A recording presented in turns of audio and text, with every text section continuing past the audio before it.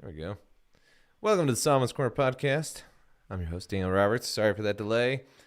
I got a warning right before I started that I was about to run out of disk space and that my show was going to be terminated right at the start of this thing, so I had to clean out some disk space. Anyway, today, Richard Dawkins says he's a Christian. Tom Holland discusses why he has started to reconsider Christianity, and Tammy Peterson joins the Catholic Church. Also, we have more questions about doctrine, miracles, and Catholic Church that have rolled in, and we will discuss.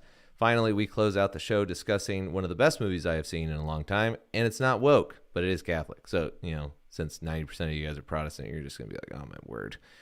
Just stop drowning me in the Tiber. Anyway, sorry. Tough. Here we go. Welcome to the Solomon's Corner podcast, a place for thinkers. Join us as we explore the depths of theology, philosophy, and the Christian intellectual life.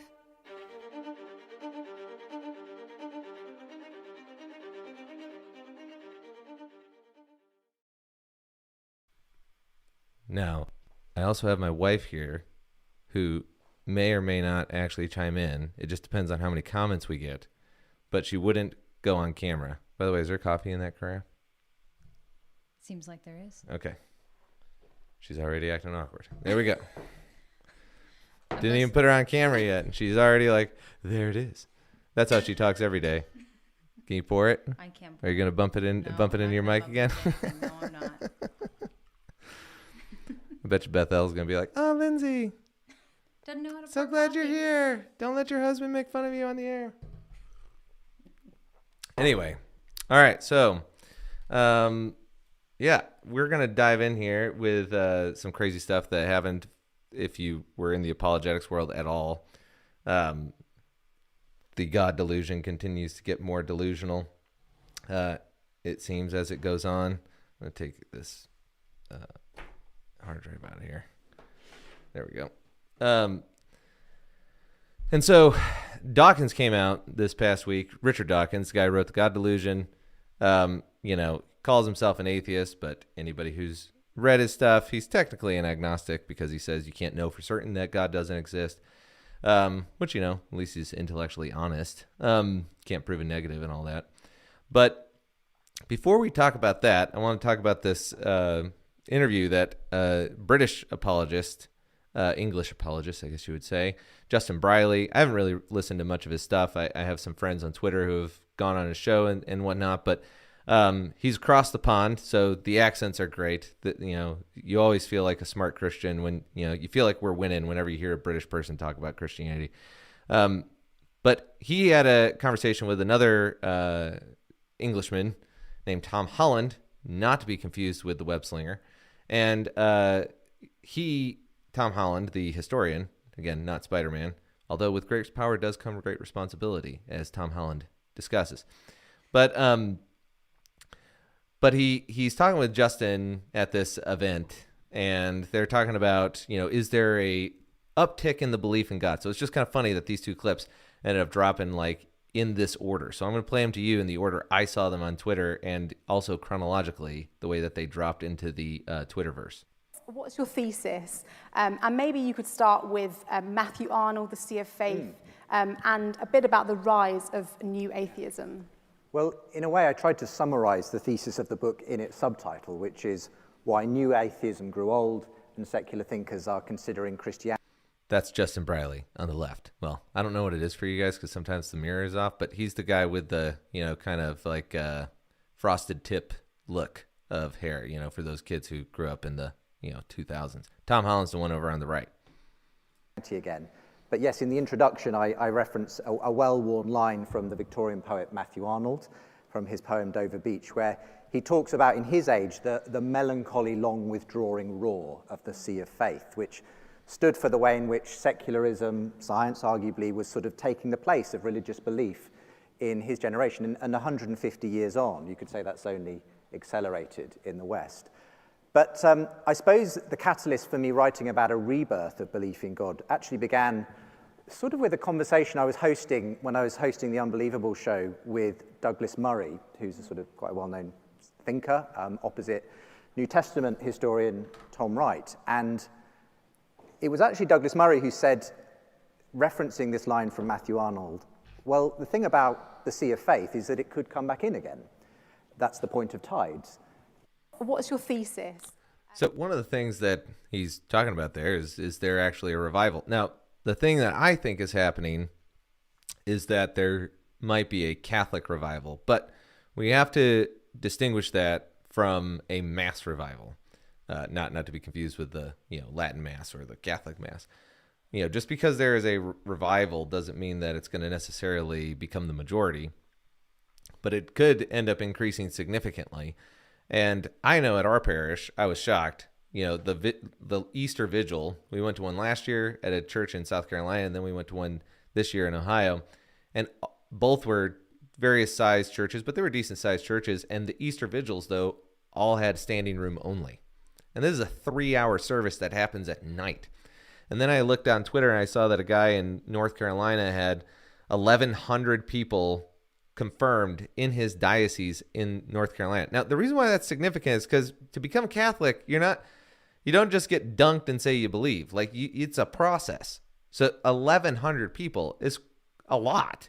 And so this is, if you go on Twitter and you follow any Catholics, they're saying that this stuff it seems like there's more people coming in to these churches that weren't there before. The traditional view of like a Catholic church just being quiet and empty just doesn't seem to be manifesting as much as it used to.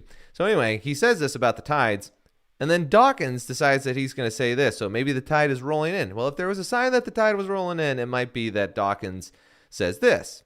I was slightly horrified to hear that Ramadan is being promoted instead. I do think that we are culturally a Christian country. I call myself a cultural Christian. I'm not a believer, but there's a distinction between being a believing Christian and being a cultural Christian. And so, I love hymns and Christmas carols, and I sort of feel at home in the Christian ethos. I feel that we are a Christian country.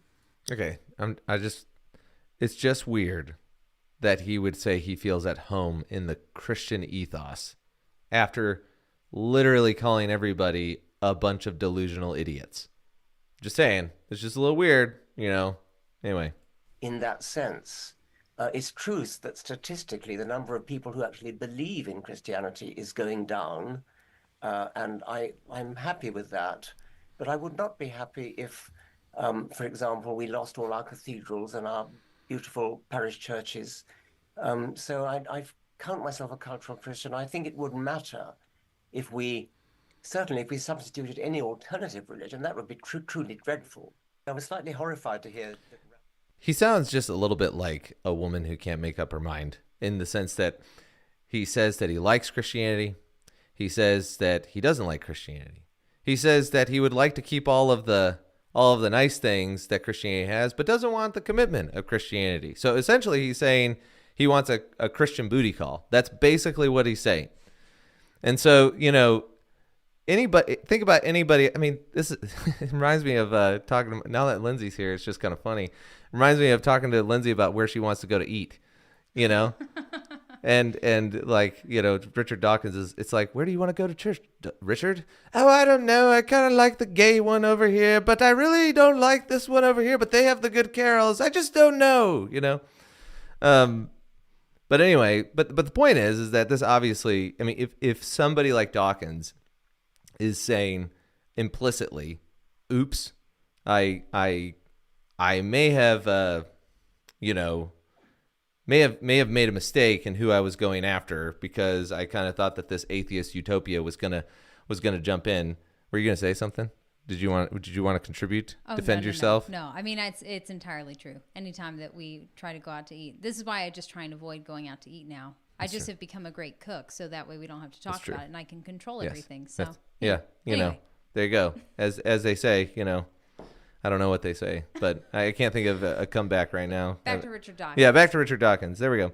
So anyway, so then, Tom Holland, though, coming back to the Justin Brierley and Tom Holland discussion, they start to talk about the new atheist as a product of American evangelicalism or the Protestant movement. Not in the sense that American evangelicals created Richard Dawkins, but in the sense that that's the logical endpoint of Protestantism, And so we'll listen to Tom Holland and what he means by that. So I think that the new atheists are palpably an endpoint in a Christian tradition. Richard Dawkins is, he is spreading good news. He is an evangelist. And his good news is that if you get rid of superstition, then you will be a happier and better person. You will be able to hear your conscience in a clear way that you wouldn't have been able to with the kind of the static that religion had provided. And that basically is the Reformation argument. That is Luther saying, get rid of all this nonsense and you will be able to hear the voice of the Spirit in your heart. So Richard Dawkins seems to me a logical endpoint for that. I think that I completely agree with Justin that kind of confident evangelical atheism has crumbled and collapsed. I think it has so many kind of contradictions within it that it hasn't really been able to put down firm roots. So I said that when I was in seminary, I had to read The God Delusion, and I remember thinking, it's just weird to me that you would think atheism is going to be some kind of good news, or that you could even have a kind of atheism, as Dawkins says, where you get all the Christmas carols that are singing about a deity, and everybody knows that it's a joke. That's the world he wants. He literally wants a world in which everyone is delusionally singing songs about something they all know is false. That's the world he wants to live in. This just seems to be a quintessential example of somebody who has followed their atheism to where it logically leads, and they don't like where it leads, and they're trying to hang on to that while simultaneously hanging on to all the good things, the true, the good, and the beautiful. They just don't want it incarnate. They want the true and the good and the beautiful to stay up here in their head, but they don't want it to be embodied. They don't want it to be enfleshed.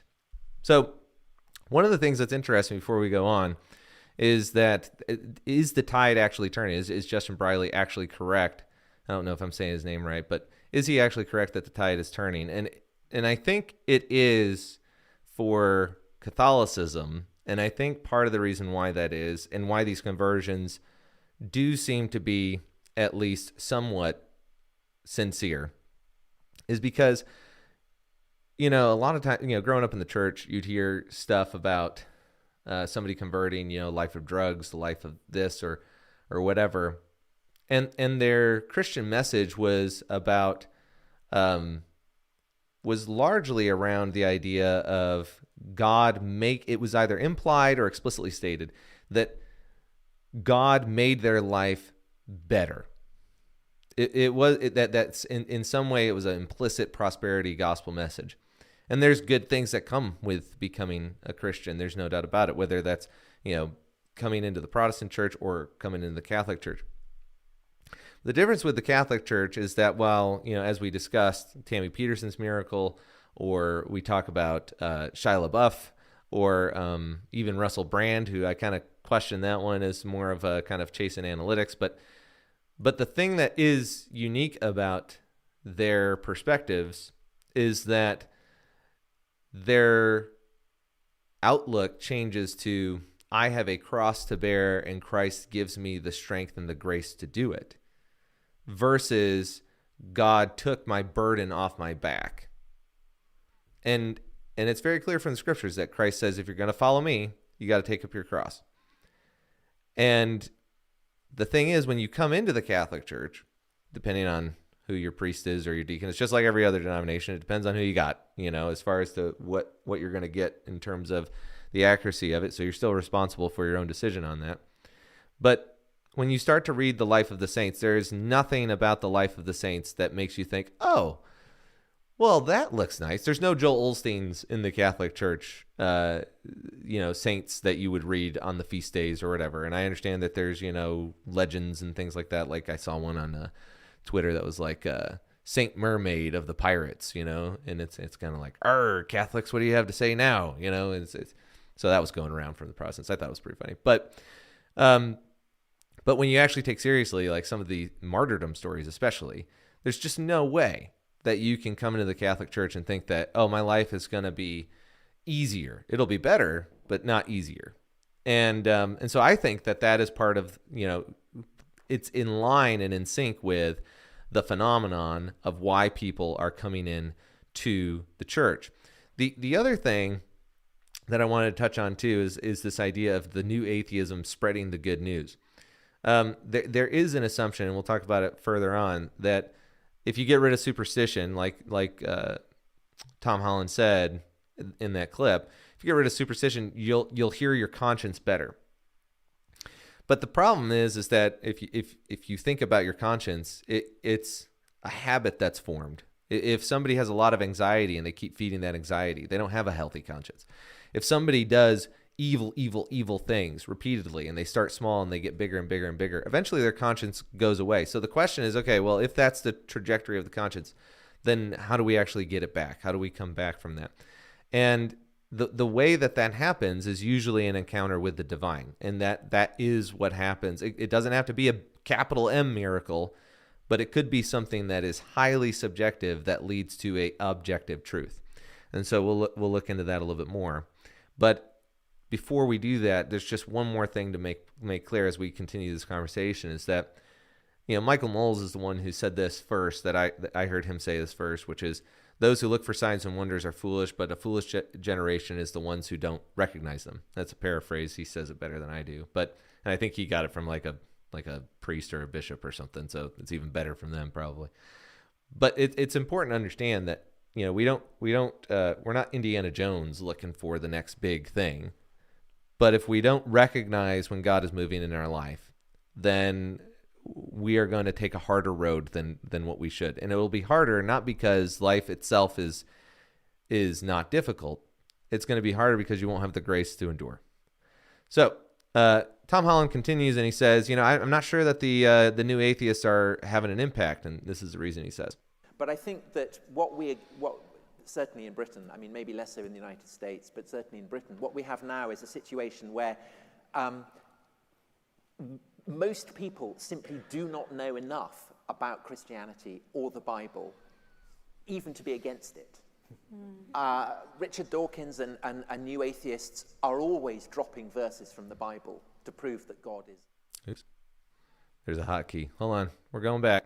But I think that what certainly in Britain, even to be against it, Richard Dawkins and new atheists are always dropping verses from the Bible to prove that God is, a genocidal tyrant or whatever, or that it's all nonsense, or it doesn't accord with evolution, or whatever you want to do.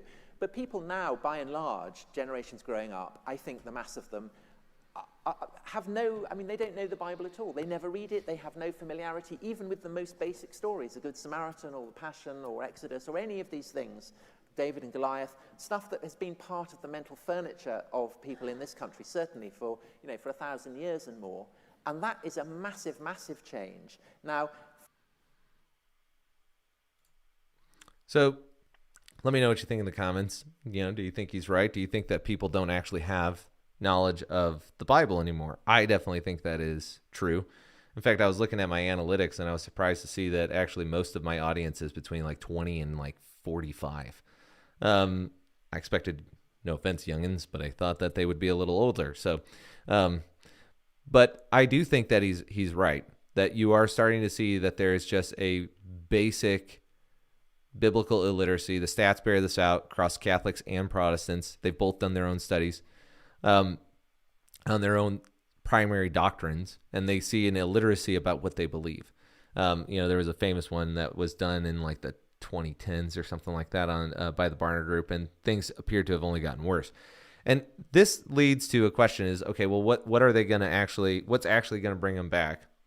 And I think that it's going to be religion. I don't think it's going to be arguments or, rhetoric or any of those kinds of things. I think that what we're seeing is that the evangelistic landscape is changing. And what they're going to look for is signs in the real world, like beauty, not miraculous signs necessarily, but beauty. And they're going to look for holy places. They're going to look for places where they can be alone, where they can be in a quiet place. Tom Holland, I don't have the clip, but he does say later on that when he was doing his research for Dominion, the book that he wrote on church history, that He likes the fact that when he's in a church, he doesn't want to turn on his phone. And this is also a fad that Daily Wire covered a couple weeks ago, that there was a TikTok trend of young people going into not,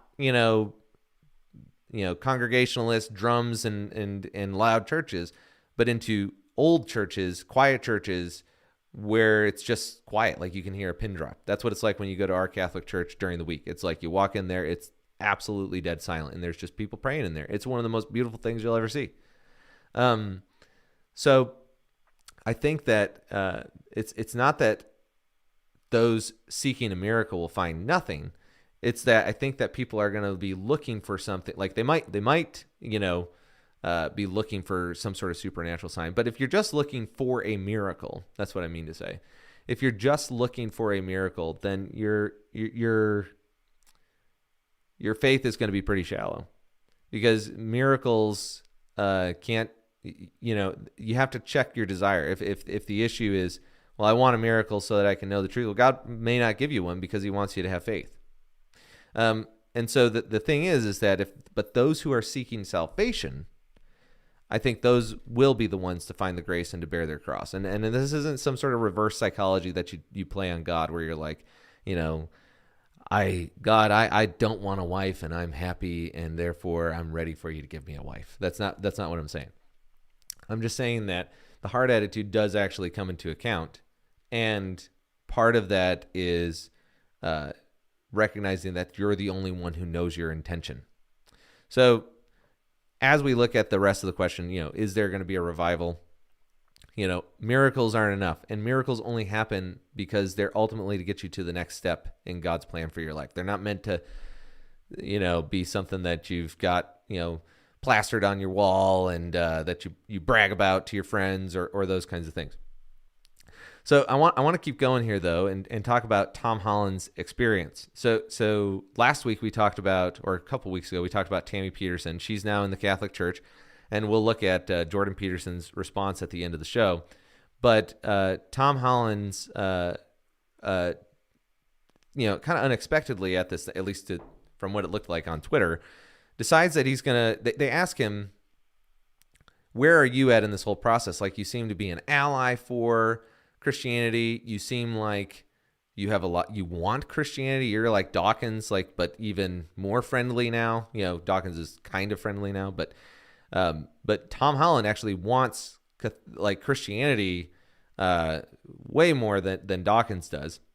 And so, he's almost like a defender of it. In fact, Justin Brierley talked about a podcast that they did where it was between two atheists, and Justin said that Tom Holland's defense of Christianity was great, but Tom Holland's not a Christian. So that's where that question is coming from. And so Tom Holland begins to talk about his experience in a Iraqi church while they were doing a documentary on the persecution of Christians over there for another research project he was doing.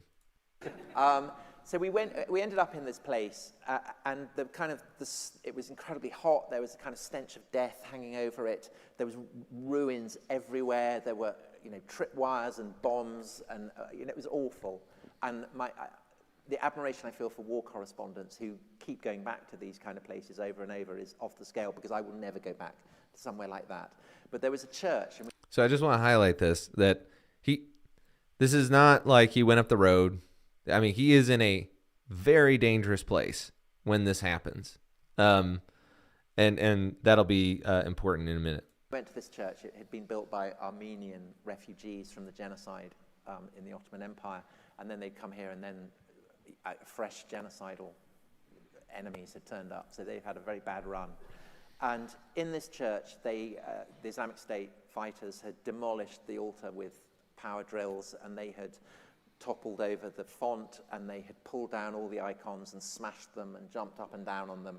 And I saw, amid all the kind of the rubble and the broken glass, there was this kind of piece of paper, of card that had been left. And I picked it up, and it was a picture of the Annunciation. So the great wings of Gabriel sweeping backwards as he knelt before the Virgin. And I felt that I felt it was a kind of one of those thin places that people talk about, where the dimension of the heavenly suddenly seems incredibly close. I don't know if I'm allowed to talk in this vein in a congregationalist church. He is saying he's sorry because he is in Martin Lloyd-Jones's church, where Martin Lloyd-Jones preached for 30 years. Martin Lloyd-Jones was a Protestant preacher. I only know him by name. I probably screwed up his name, but I mean, he was very well known back in the day, and many Christian public influencers mentioned his works and stuff in their sermons and stuff. So he was not a friend of Catholicism. But I was going to get worse. But it felt incredibly vivid, and I kept that image. And I was in a place where people had been crucified, and a sense of what that meant to be, 2 miles away, to have people who had thought, as the Romans had thought, that execution and crucifixion were ways of upholding their power.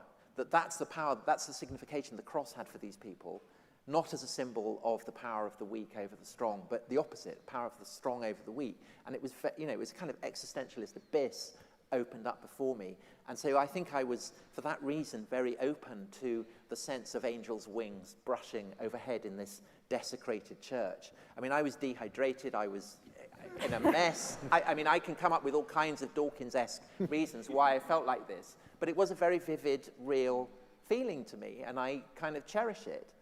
And then... So, and just keep in mind, I got to pull up my slides back and forth. I only got one monitor here. So one of the things to keep in mind about this experience, because I got a question over the weekend, or was it over the weekend? I think it was over the weekend, about, how do we determine, should we listen to Benny Hinn then if miracles are true? The quality of miracle does depend on the context of the situation. For example, we don't sit here and we don't say, and I'll answer this question in more detail, but we don't sit here and say, when we talk to missionaries, for example, of any stripe, the things that happen overseas are often just verbal, like just word of mouth. There's no written document or anything. The missionary comes back to the churches, talks about all the great things God has done, this or that thing that was unbelievable, and they had this many baptisms, or they had this many professions, or whatever denominational missionary is coming back to report from the field. Nobody questions those things. In fact, they'll give money as soon as they hear them.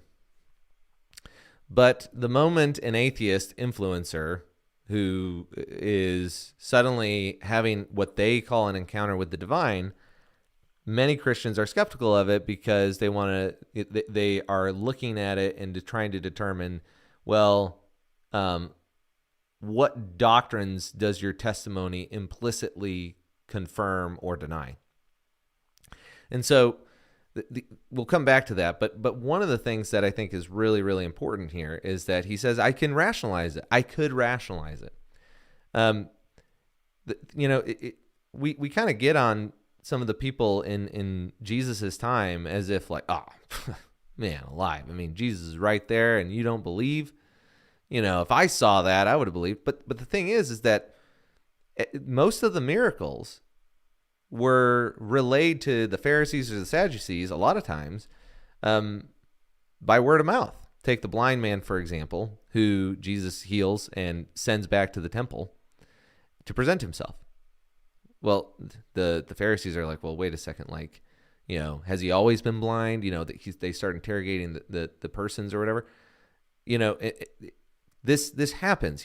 People fake things all the time for attention. How many times have we seen a book deal or whatever because somebody said that their kid went to heaven and came back, or whatever, and they make movies about it, and there's a lot of incentive to do these things, right? Because everybody knows that a miracle, in some sense, confirms the speaker as having some sort of secret knowledge that the rest of us don't have, what was revealed or whatever.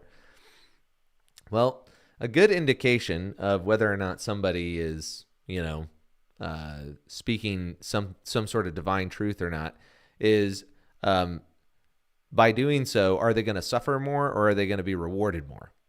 That's just a rule of thumb. It's not a doctrine, but, like becoming Catholic is, or becoming Christian in any sense, not to imply that Catholics aren't Christians or Protestants are Christians.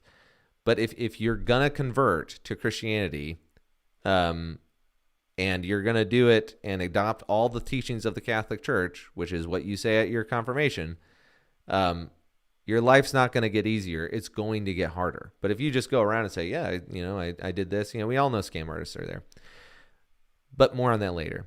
But one thing to point out that is an interesting pattern is that in the Protestant history and in the and in communist history, and then also, as he mentioned there in Islam, the attack on icons is a very interesting parallel across all three of them.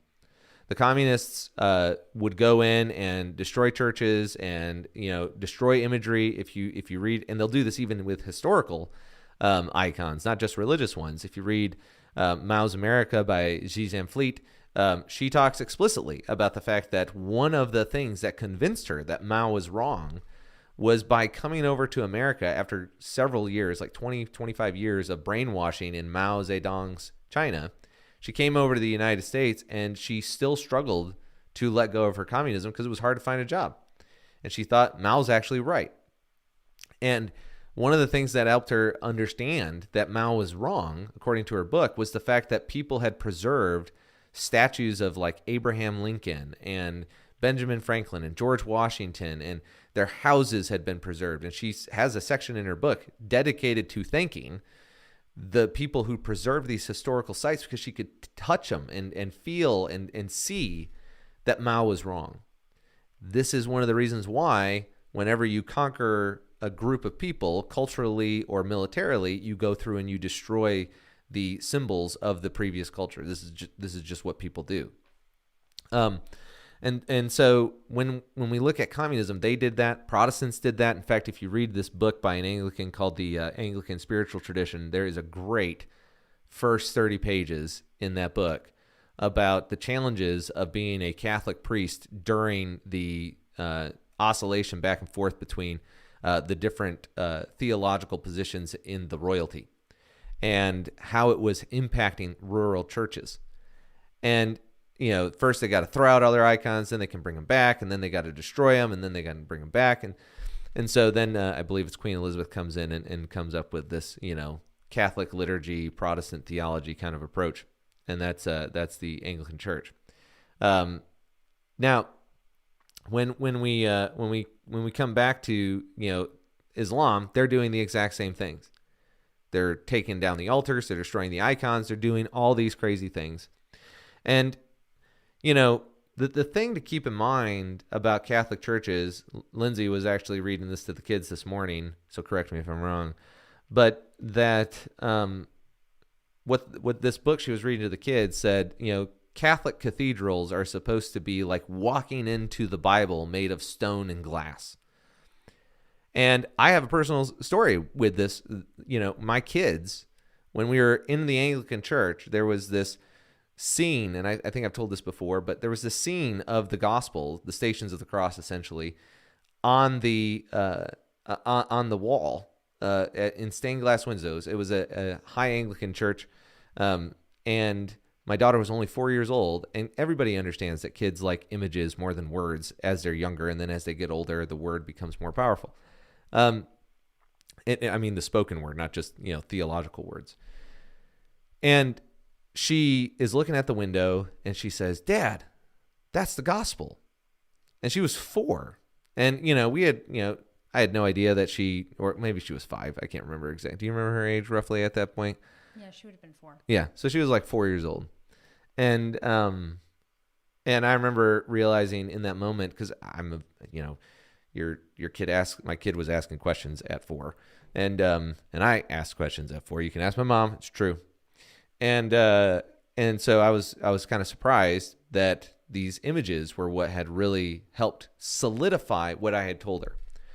And so the thing that I think has to happen if there's going to be a revival, that especially, amongst the churches, it's going to have to be a beautiful revival. It's not going to be enough to just be a propositional one, like, hey, if you believe in Jesus, we'll baptize you right now, and there's no beauty, there's no art, there's no evidence of man trying to bring heaven to earth to a certain extent. And I don't mean that in the Tower of Babel sense, so don't get too excited over there. So he continues. He has this thing, and he comes back to the United States. Tom Holland does, and he goes through what happened after he has a cancer diagnosis. And he says that basically there's no atheists in foxholes. And Christmas Eve came, and there was no, they didn't tell me. And I important context here. He is diagnosed with cancer during COVID, during like an Omicron spike or something like that. And so, his hospital was overrun apparently, and they couldn't get him his test results and stuff. And he had already been diagnosed. But that part of the story was fairly long. And so I cut that, but that's what happened. So he's got this diagnosis where they're saying they're going to have to remove like 3/4 of his gut, and it could have spread everywhere, and they don't know what to happen, but they're going to try and get the results back as fast as possible. I blame them because I knew that they were overwhelmed. I mean, it was the worst kind of time to be having this kind of treatment. And so, but I felt kind of, oh, Lordy. So I went to midnight mass at Bart's that Christmas Eve, and at the end of the service, I looked over to where the Virgin... He's talking about St. Bartholomew's Cathedral, I think it is. That is where it's a 900-year-old church, and it's apparently the only place in London where the Blessed Virgin has appeared. And he looks over and he sees where they claim that she appeared. Appeared, and I thought, well, might as well give it a go. There's no atheist in a foxhole. What have I got to lose? So I went, and I haven't prayed. I mean, when I was young, and I thought I've got to pray for everyone, or they'll die. And I remember that kind of nervousness as a 7-year-old, thinking, who have I left off? I don't want them to die. And I hadn't really prayed since then. But I went to this place where the Virgin had appeared, and I gave a heartfelt prayer. Come on, please. And all kinds of things went right from that point on. And I won't go into the details, but basically, it seemed miraculous that in the most unexpected way, I not only got access to the photos, which told me that I didn't have cancer in the lymph nodes, but also I found out that I didn't have cancer. The cancer hadn't spread from the polyp, and that therefore I didn't need to have this chunk of the gut removed. And 2 years on, I seem clear of it. So I dodged a massive, massive bullet there. So this gets into, okay, well, how do you actually understand the relationship between the subjective and the objective? And I think a story, and I'll try and tell it as quickly as possible. I think I've still got like 20 minutes left before I decide to sign off. But, one of the things that happens here is that, we can, when I played the Tammy Peterson rosary stuff, last week, people have talked to me about that and had different takes on it and things like that. But it is interesting that the more anti-Catholic you are, the more Dawkins-esque you sound. And the more friendly you are to Catholics, the more Tom Holland someone sounds like. Well, God can do what he wants, whatever, but, that's just not for me. This would not be a serious issue as long as it wasn't the case that God claimed that he is the truth, the way, and the life, meaning, like no one comes to the Father except through him. And so the way we approach these things have to be with some level of openness in order for us to judge them according to at least our conscience to the best of our ability. But there are some people who will have experiences where they will be more accountable to others than because of the experience they had than others will be if they didn't have that experience. So I'll give you an example. What I mean by that is that when God moves in our lives, he does it in a way that he knows will force you to make a choice. It's not one that's irresistible. That just isn't how it works. The main thing is that he's going to get you where he wants you to be. And he's going to do it not in the way that is the most aligned with omnipotence, but the way that is most aligned with divine wisdom. In other words, he has to make sure that when he moves in your life, that he doesn't violate your identity or destroy your person. He has to make sure that it's you who is working with his grace. And so he in his divine wisdom can do that. It's the same idea around the incarnation. Did Jesus have to come in the way that he came? Well, logically speaking, no. But theology is not looking at the extremes of divine attributes and then calculating out some sort of theological application. Like, well, if God is omnipotent, then he doesn't need me to go to confession because he can just, boom, right there. You know, if God is omnipresent, then me going and receiving the Eucharist is no different than me going out in the trees. Well, the problem is that those approaches to God and to the way of living the Christian life is ultimately the lowest standard possible based on a hypothetical of how God acts rather than the way God chose to act. So if you're a Christian, you know that he chose to come born of a virgin and was fully God, fully man. But that seems a lot harder for people to accept. And so the question is, okay, well, how's he going to get somebody like Daniel to accept that? Or how's he going to get somebody like Tom Holland to accept that? Or Tammy Peterson to accept that? Especially if there's only one church, one true church. He's going to have to do it in a way that removes the obstacles and allows them the freedom to choose. And so the way that this happened in my life in a non-theological context, but in the context of marriage, was that my parents' story of how they met overlapped with the way I met my wife. And the way that this happened, and the reason why I say this is because anybody who has met my wife is like, how did you find her? What happened? What's your story? Because she's so nice and so sweet and all those kinds of things. And I always say, well, if you lived with her, you might have a different perspective. But she's a blessing. She's a blessing. So let me just take a drink of my vodka here. I'm just gonna pull from Scott Hahn here when he said that his wife, that he loved so much because she's such an optimist, he still said that she was his cross to bear. Yes, that's true. So, but they're a nice cross to bear. So, they're friendly. I'm an optimistic cross to bear. That's true. Yep.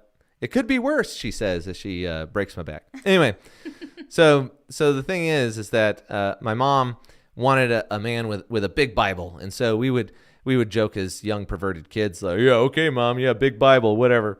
And she would, be like, what are you talking about? And we, because my mom's a godly woman. And so those jokes just kind of didn't land.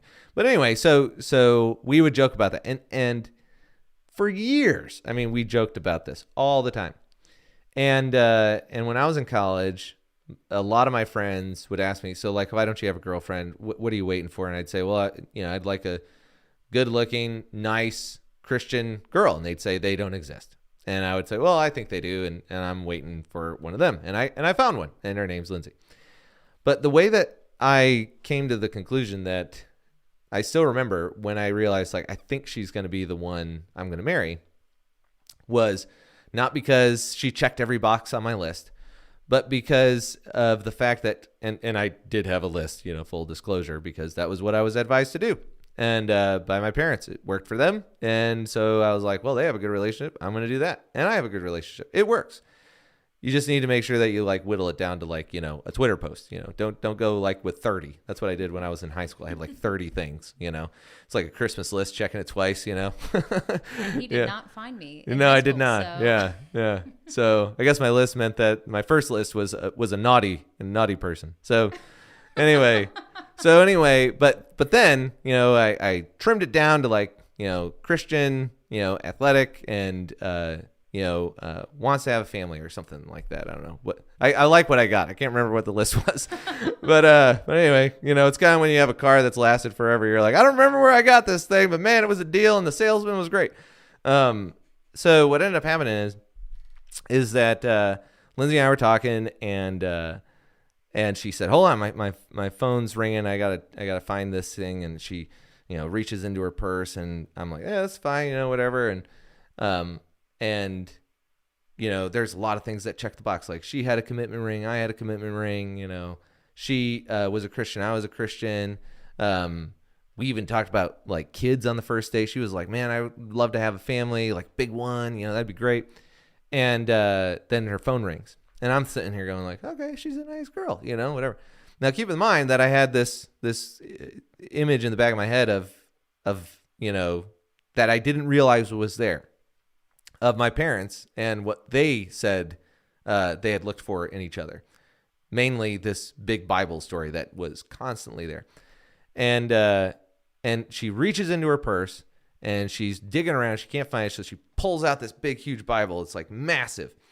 And it's worn and used, and clearly it shows. And I remember exactly how she held it up and exactly what it was. NIV College Study Bible and their Student Study Bible. And you're right here. I'm waiting for her to be like, "No, it wasn't. It was actually pink and unicorns and all this."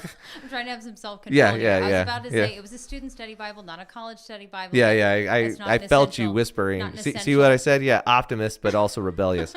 So anyway, don't let Timothy Gordon hear this podcast. He'll be like, "You need to shut that woman up," But anyway, so anyway, I look and I'm like, "Oh my word!"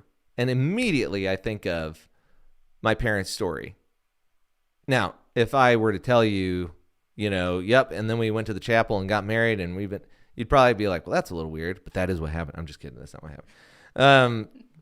But in that moment, I went back to my, dropped her off and I went back to my apartment and I called my dad like that week and I said, "Dad, I think I've met the person I'm going to marry."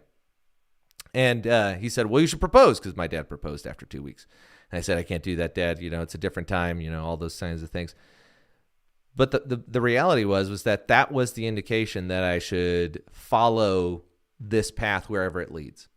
And this is what happens with people, and this is what Tom Holland is describing right here. He's saying the way that these things aligned in such a way was so unique to who I was, that's what made me wonder if it was the divine. It wasn't some Benny Hinn, miraculous event that was, whipping people with a towel and a jacket.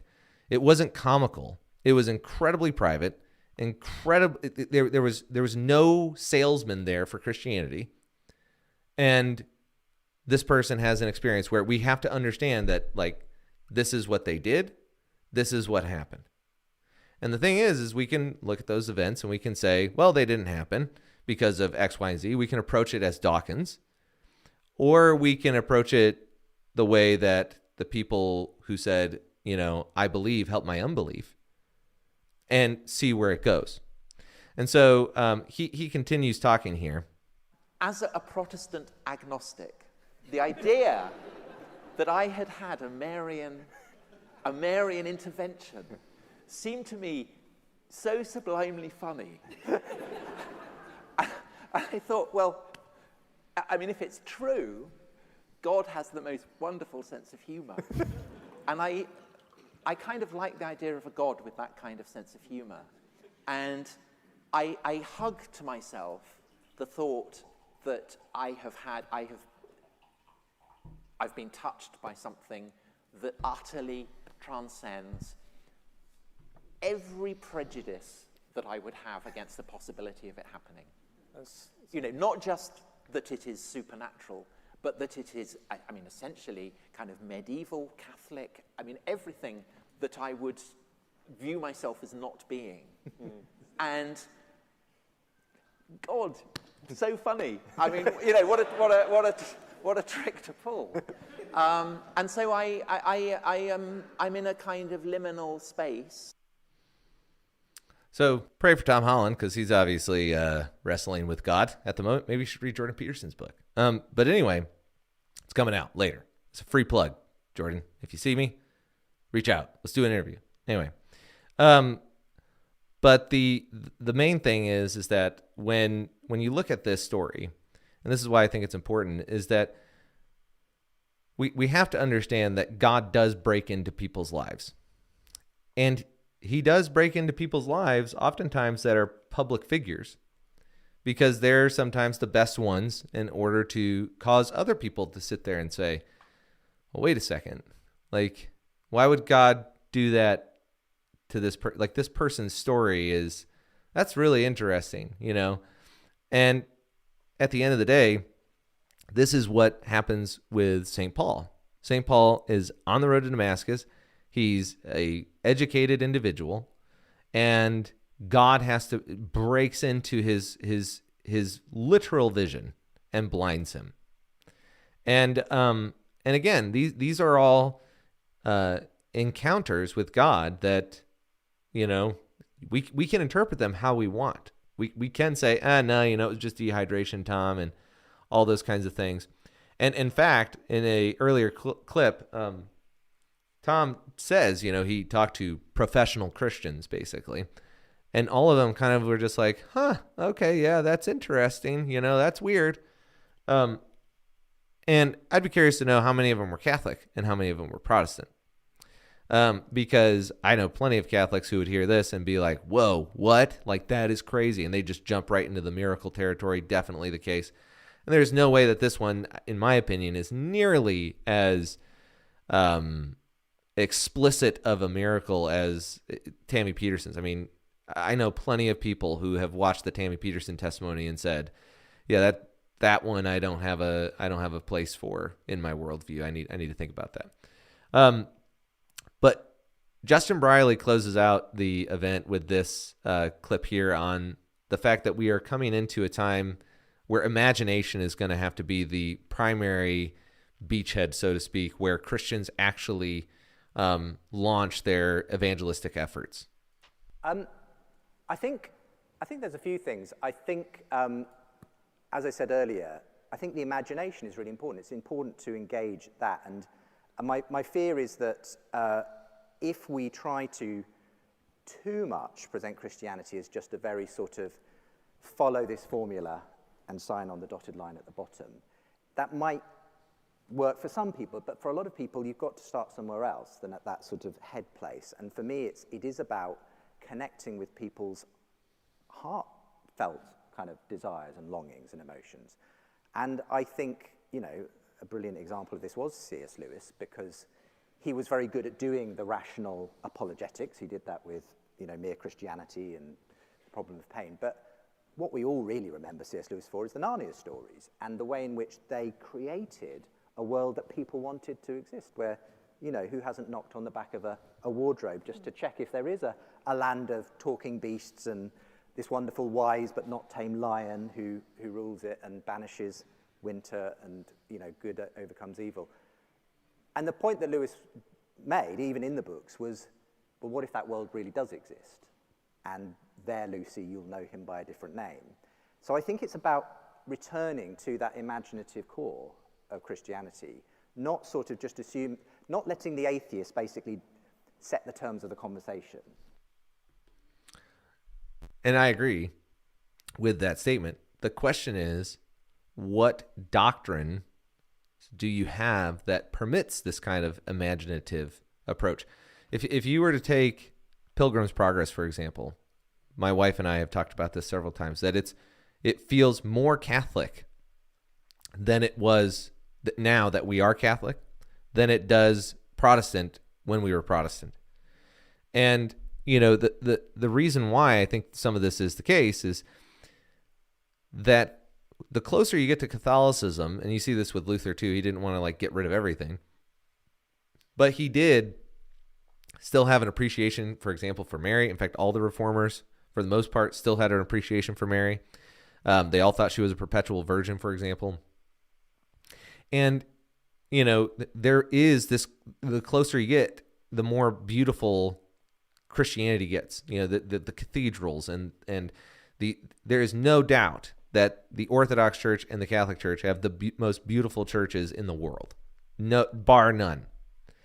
And the reality is that Justin is right, but look at the church that they're in. There's a drum set there.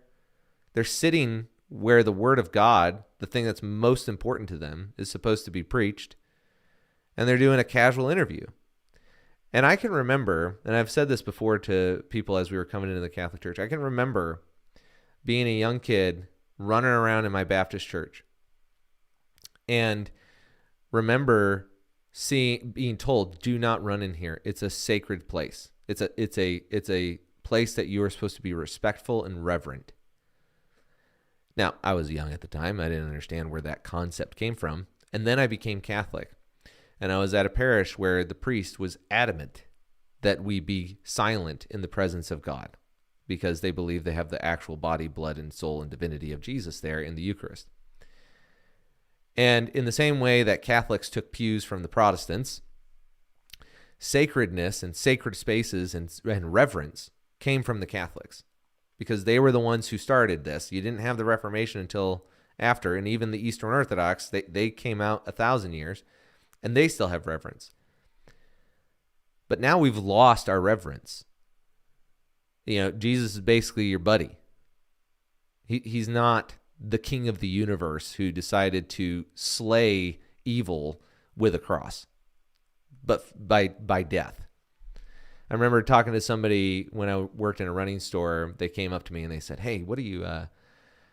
So you work here? Like, what are you doing? When like what brought you to the area and this kind of stuff?" And I had moved there for seminary, and we had just talked about theophanies, these ideas that they were, manifestations of Christ in the Old Testament, but not incarnations. Norman Geisler actually helped me with that. He said, manifestation is temporary and incarnation is permanent. And so these manifestations are happening. And I remember talking to her about how our class had just talked about whether or not the pillar of fire, when the angel of the Lord comes down in the pillar of fire between Israel and Egypt at the Red Sea.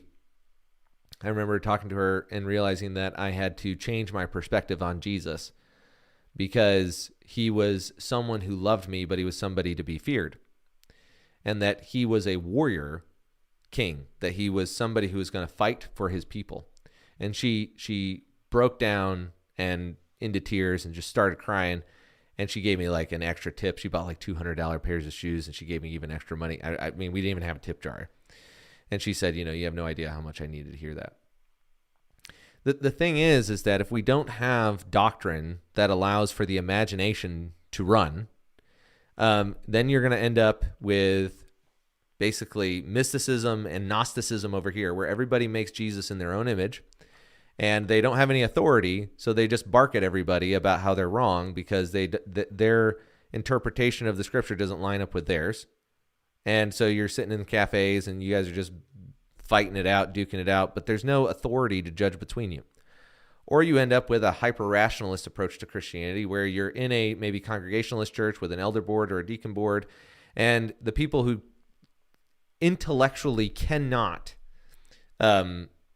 argue theological points end up getting in trouble because they either don't have the time or they lack the intellectual ability to study the Bible and make their case effectively.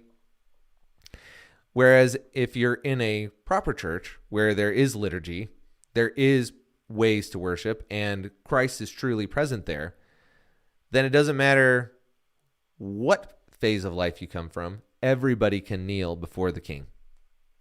Everybody can kneel and adore the King. And you have something to say? Yeah. Hold on, my wife is interrupting me in a moment where I really felt like I was driving it home, but that's okay. That's okay. I'm about to bring up next episode, submission. I'm just kidding. I will not be present for that episode, I imagine. Yeah. No, I was just going to say really quick. I think this is an example from G.K. Chesterton, but he basically says that being within the Catholic Church, it's kind of like it's like if you took a bunch of children and you put them on this island out in the middle of the ocean that's a huge plateau. So on every side is cliffs. And by being within the Catholic Church, there's a fence around the top of this island that is keeping everybody safe. And so the children have the freedom to explore and to enjoy all of the island space because of these safeguards. And so what happens when you take away part of the safeguard? Well, now the children are scared because they understand that there's danger now. There's not the safety net of this fence. And so now the children can't explore. They stay huddled in the center of this island, and they're constrained in a way they're not supposed to be. And Yeah. I just thought that was a beautiful metaphor. When did you start reading G.K. Chesterton? You didn't tell me this. Well, I didn't know it was G.K. Chesterton. I was telling another Catholic this example I'd read in some book, and he said, that's G.K. Chesterton. Oh, okay, I said, gotcha. well, that makes All right. sense because that was a great Yeah. idea. So anyway, but that's the issue, is that if you don't have an authority with doctrine or sacred tradition, then you're either going to end up in rationalism over here, where only the most educated are able to lead the church, and those are the people that everybody's supposed to learn from, or you're going to end up over here with the Benny Hinns and the mystics who tell you that, you know, they had a vision and you got to listen to them because they had the vision. There has to be doctrine that the miraculous is actually interpreted through, and from that comes the imaginative, the actual beauty and goodness and truth that's all wrapped up together in one. And so if you don't have those things, you're going to have a really hard time convincing somebody that Christianity is worth pursuing, especially given the fact that we are likely to end up in a time of persecution. We already are, legally speaking. Christians are already being targeted legally. Your apologetics and rational arguments are not going to be as compelling as the way you endure this. You know, what practices do you take to the gulag with you? How do you make sure that your Christianity is not merely an exercise of who has the strongest will, but who has the most faith? Faith is a habit. It is something that has to be exercised. It's something that has to be practiced. And God gives us these opportunities in order for us to attempt and to learn and to practice these kinds of things. But if all you have are rationalist arguments, all you have are, you know, whether you're Catholic or Protestant or whatever, if all you have is the rational, suffering is going to break you much faster than if you have an active prayer life that's informed by Scripture, sacred tradition, and the saints. As my daughter wisely said, well, if you don't read the saints, how are you going to imitate Christ? Because they did it first. And so we've got this clip from Jordan Peterson. His wife just came into the Catholic Church. This episode's going way long, but we'll split it up into clips. And we've got Dawkins at the beginning. We've got Tom Holland. We've got basically three agnostics, and all of them are centered around, you know, the idea of the one thing that would bring them all in would, I think, be a Marian apparition. If that actually happened, if you know, Tammy Peterson already did with the Rosary, Tom Holland's having this prayer thing, Richard Dawkins loves Christmas carols. I mean, that is like peak Marian season. So, you know, Jordan Peterson says this: unless we become as little children, we'll in no wise enter the kingdom of heaven. And I can see that happening to Tammy. And so it's great. It's great. It's ridiculously good. But when you see how ridiculously good it is, what is stopping you from embracing the faith of your wife? You mean all those pesky Catholics? I don't know if anything is stopping me. What's holding you back? Unless just watch this. Watch this. How he gets so stone cold here. it's ridiculously good. What is stopping you from embracing the faith of your wife? Just You mean watch all this. those pesky Catholics? It's like, ha, ha, ha, so funny. Stone cold. Boom. I don't know if anything is stopping me. What's holding you back? I don't think anything's holding me back.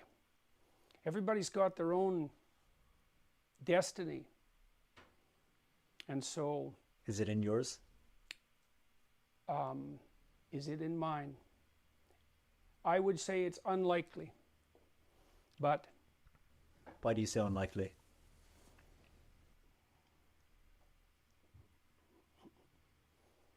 I exist on the borders of things. So, why is that? I don't know, but that's how it is. So, Man, When we interviewed Tammy yesterday, and he is just. I'm gonna stop right there because we're going late. But man, he is. It is just hard to watch that guy. God bless him. But man alive, he is really wrestling with God.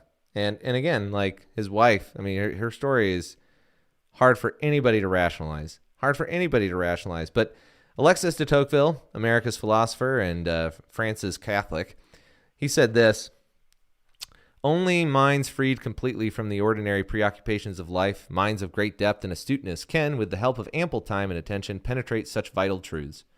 Such studies are quite beyond the average human capacity, and even when the majority of men were capable of such pursuits, they clearly would not have the free time. Fixed ideas about God and human nature are vital to the daily practice of their lives, but the practice of their lives prevents them from acquiring such ideas.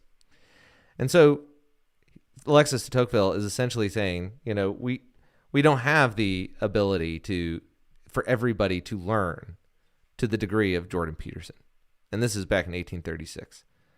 We even with the internet era, we don't have the will not everybody has the will to want to learn to the level of Jordan Peterson, where they could say, well, if I was in his shoes, I would be able to understand where he's coming from. Nope. Jordan Peterson is having his experience, and for some reason, God is allowing millions of people to watch it.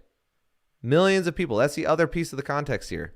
Tammy Peterson is somebody who just walked in with a rosary and said, I had cancer and I was healed on my anniversary and I'm the only one who survived. She is putting this out for public scrutiny, just like the resurrection of Christ happened. It was a publicly scrutinized thing. But even still, like, you and I did not see the resurrection happen. We've only seen lives change. Most of us have only seen lives change. We haven't even seen a miracle. And yet we believe. Why? Because we still believe that God is active today. We still believe that he moves in people's lives and that he is actually moving people to the truth. Not a truth that you have that I can't have because I believe this and you believe that, but that the truth is supposed to be the uniting factor. And so I think that the question, are we in a revival, is in some sense a prediction of Alexis de Tocqueville based on the political nature of America. He says here, one of the commonest weaknesses of human intelligence is the wish to reconcile opposing principles and to purchase harmony at the expense of logic. This is what every single one of the agnostics that we've talked about today is doing. It is not logical to sit there and say, I want Christmas carols, but not Christians. I want Christian culture, but no Jesus. You cannot have them. You cannot have it that way.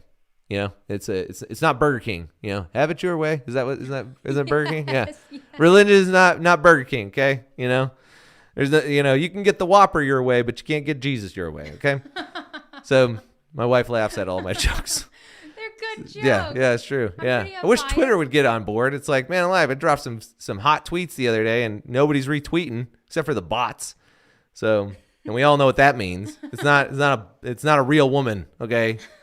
So anyway, he goes on, therefore there have always been and there always will be men, after submitting a certain number of their religious beliefs to a single authority, will seek to exempt several others and will let their minds hover at random between obedience and freedom. He goes on, but I am drawn to the belief that the number of those people will be, and by the way, those people isn't necessary. This is like page 520 and the other one's like 510. So there's a little bit of a contextual blunder there on my part, but just pointing that out. But he is talking about the people in democratic societies in all of these contexts. He says, I am drawn to the belief that the number of those people will be smaller in democratic times than in others, and that our descendants will tend increasingly to divide into only two parts, some leaving Christianity entirely, and the others embracing the Church of Rome. And this is important because the question of revival is one that oftentimes is brought forward by evangelists and like Billy Graham and evangelicals and those kinds of things. I'm also thinking even of the Asbury revival that happened last year. Yeah. Yeah. Yeah. Just kind of. I mean, it didn't necessarily put her out. I mean, people could have had an encounter with the divine there. Yeah. But the issue that that this presents is, what is the revival moving people towards? Is the revival actually moving people towards doctrinal truths that have been passed down from generation to generation to generation? Or is it just kind of a spiritualist Jesus? In other words, like, someone I can pray to when I've got a problem, but someone I don't necessarily know how to worship. And this is really important because, you tell me, how would you define a Christian? One of the things that happened to us when I started to convert to Catholicism that was very striking, that none of you recognized because you couldn't have, was the perspective that somebody is in when everyone is telling you not to be Catholic for different reasons, and those reasons contradict the other reasons that someone else is giving you. So person A says, you can't be a Catholic because of this Marian stuff. You can't do that. This is really, really important. You can't do that. And then somebody else over here is saying, you can't be a Catholic because of sola scriptura. And this person over here is saying, I don't believe in sola scriptura, but I don't believe in Mary. This person's saying, I don't believe in Mary because of sola scriptura. And you're like, well, if I pick this person, I'm going to tell this person they're wrong still. If I pick the other person, I'm going to end up telling that person they're wrong still. I'm going to lose somebody in the process. And so as far as the motivation, the social motivation, it ends up diminishing pretty quickly, because once you embark on Catholicism, now just by virtue of you doing that, you're going to end up breaking communion with somebody. You're going to end, if you're taking it seriously from a doctrinal perspective, which if you do not care about doctrine, you probably aren't a Christian. It's just a fact. Because doctrine is what the faith teaches. It is the teaching of whatever church you're part of. And I would go as far to say that if you are in a position where you think that you get to decide what doctrine is for you personally, that's not the same thing as you getting to decide which doctrines you will submit to.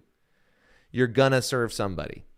You're either going to serve your own reason and your own definitions of Jesus, or you're going to look at what someone else has said and say, I'm going to submit to that. Either way, the one that is clearly safer according to Scripture is to submit to someone else rather than to submit to self and then call it Jesus. That's a very dangerous position. And so I've told people, look, maybe you're not ready to become Catholic. Maybe you're struggling. We talked about this about Andrew Clavin too. Maybe, he talked about the fact that, he thinks that, the homosexuality issue is not right or whatever. But the problem is that when you are sitting in a position, or not the homosexuality thing, it was whether or not Ben Shapiro should convert or whatever. There is not an Orthodox denomination out there that believes that you should not convert because it could be rough on your family. There's not a single one out there. There is also not a single denomination out there that will say that you personally get to decide what you believe and what you don't believe if you're going to be a part of their communion or part of their ecclesial body, as the Catechism calls them, I think, ecclesial community. That you will not find a body of believers that will say, yeah, you're fine to do that. You can believe whatever you want. They'll let you come to church. They'll let you visit. But if you say, hey, can I think whatever I want about this doctrinal issue that you have clearly stated in your bylaws, they will say, yeah, you can. And there's the door. You no longer need to serve on staff. And this isn't because they're bad. This isn't because doctrine is abusive. It's because whether you want to have a chess club or you want to have a church, you're going to have to define what that church is. Like, you're going to have to define what makes a member an active member of that church. You're going to have to do that, and that's going to be your doctrine. And so if you're sitting there saying, well, I'm not loyal to any church because ultimately the church is just universal and I don't have to do any of these kinds of things. Well, that might work for a person who lives in the Amazon and has never heard of Jesus and has no idea what the word church even means. But for the person who's actively involved in these discussions and says basically what Ultron says in the Marvel Avengers movie, well, there's no strings on me. Well, that's more of the demonic kind than it is of the divine. So anyway, we've got to wrap up here and get into some questions. And so I really need to get like a stinger here, and I just don't have it. Also, I just wanted to yeah. make a great point here. You said that Ultron was the one that said there were no strings on him, and I would like to just say that I believe that was from Pinocchio. No, Ultron says it, and he's quoting Pinocchio. No, I know. I was joking. Oh, okay. All right. Just saying that. Listen here, woman. This is why women aren't supposed to speak in church, you know? Messing up the preacher. Sorry. All right, anyway. So here's a question. I thought I heard you say, and I listened twice. Good job. That when there is a doctrinal question, that a miracle clears that up. I know that the Word of Faith people claim lots of miracles. Various faith healers proclaim lots of miracles. The Azusa Street Revival claim lots of miracles. So how does Matthew 21:23 fit into the business of miracles? Because according to Jesus' words, there will be people in hell who did all sorts of amazing things in the name of Jesus. Interesting. Not everyone who says to me, Lord, Lord, will enter the kingdom of heaven, but the one who does the will of my Father who is in heaven. On that day, many will say to me, Lord, Lord, did we not prophesy in your name and cast out demons in your name and do many mighty works in your name? And then I will declare to them, I never knew you. Depart from me, you workers of lawlessness. Interesting that these people are workers of lawlessness, yet they proclaimed that they were working in the name and power of Jesus. Interesting. Yes, interesting. So, number one, I did not state that miracles clear up a doctrinal question. It's that miracles are meant to affirm doctrinal statements. So there's a difference. If somebody says, well, you know, I don't necessarily believe that Mary was a perpetual virgin. Okay, well, a miracle is not going to necessarily clear that up, because how would a miracle clear that up? But if somebody is saying, well, the intercession of saints is a efficacious doctrine that does lead to healings. Okay, well, are there any evidences of that? Well, yeah, there are. Tammy Peterson appears to be one. Tom Holland appears to be one. Apparitions appear to be claims of the Catholic Church. So you can test them, you can investigate them and see if they haven't, in the same way that people investigate the resurrection. In fact, Trent Horn actually said, who's a Catholic apologist in a debate, said that because of the apparition of Fatima, which was, where was that again? Where was Fatima again? Do you remember? Oh, golly. You don't remember? No, Portugal? I think it's Portugal. Okay. Yeah. Anyway, this apparition was recorded in newspapers. Crazy stuff happened, like 30,000 witnesses apparently. So in that sense, we're closer to it. And Trent Horn said, yeah, well, given our current context and how close we are to the original events, yeah, we probably have more evidences for Fatima than we do for the resurrection. But the thing is that the idea that, you're going to compare somebody who's in distress in the hospital crying out to God based on their very limited knowledge of who he is and just what they know, and God honors that. He's not going to honor a lie. But the second thing is, it's revealing that somebody might have an anti-Catholic bias if they're going to say that these two things are even similar and that this passage equates to it. I think one example, for example, of how people, always throw these, if you're this guy, well, it depends on what lawlessness is. It depends on other factors in the Bible. For example, Jesus said, unless you eat my body and drink my blood, you do not have life in you. In fact, he doubles down and says you don't have eternal life. And there's only one denomination outside of the Orthodox, which, that's a separate issue for another time. But, the Catholics and the Orthodox are the only ones who claim it's the actual body and blood of Jesus. They're the only ones. And they've held on to that doctrine for 2,000 years. And so we have to incorporate interpretation into these things. One other thing that came up as I was thinking about this question was, when I was in seminary and a Protestant, I heard many, many stories of pastors and missionaries who encountered the demonic. And they all came from different backgrounds. They all came from backgrounds of cessationism. I had a pastor who was a cessationist when I was a kid, and he did a whole series. He talked a sermon about how he was lifted up by one hand by a person who was demonically possessed. Weird stuff. Had another conversation with another guy from the SBC. He was in Louisiana. He saw somebody flipping over the pews who came in seeking for an exorcism. And They prayed it out. And then there was another guy who was in Cuba. He said, yep, saw it all the time. Now, one of those guys also said that he kept oil in his desk, not because he believed in the anointing of the sick, but because he would have sick people come, and as a pastor, he would anoint their heads with oil and lay hands on them and pray for them, because that's not a time to get into a doctrinal dispute, but we don't believe it anymore. Well, the Catholics do, and they actively still practice that. So the question is, okay, well, God's not going to lead somebody in a lie, but it's very interesting to me that, Protestants will sit here and say, oh, like they all agree. Oh, yeah, that's demonic. Ouija boards, definitely demonic. Oh, yeah, like tarot cards, demonic. Yep, had a friend, demonically possessed. Yep, weird demonic thing. Somebody says, yeah, I love Jesus now, and I'm going to become a Catholic, and I pray the rosary, and I'm ready to suffer for Jesus, and at the end of the day, this life isn't all we have, and they're demonstrating the fruits that Jesus says, they'll know you by your fruits.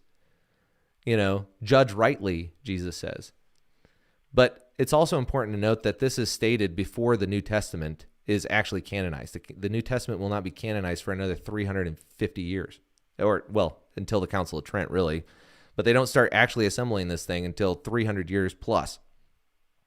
And so, that's a long time. And even Protestants will say, well, yeah, we had oral tradition and these kinds of things. So it's important to understand that, we have to understand we're not, just because somebody makes a miraculous claim, number one, doesn't mean that it happened. So we have to look at the effects first. We don't look at the claim, we look at the effect. If somebody says, I prayed a rosary and I'm the only one who survived cancer, that's not the same thing as somebody going to a Benny Hinn thing and saying, yeah, I felt warm and fuzzy all over, and I'm pretty sure my cancer is gone. And then they go to the doctor, and it's still there. And even if, let's just say that they actually go to the doctor and it's fixed, God can still do that. But it doesn't follow that all of a sudden, that the doctrinal stuff that Benny Hinn or whatever is automatically true, because there are scammers all the time. So, which I think is what you're trying to get at here. But the bottom line is that you don't just use scripture and you don't just use sacred tradition. You have to have an authority that's going to adjudicate what is miraculous and what's not. What's permitted to be believed as miraculous and what's not permitted to be believed as miraculous. But at the end of the day, claims happen all the time. But even Jesus was told that the reason why people knew he was the Son of God was because of the miracles that he did.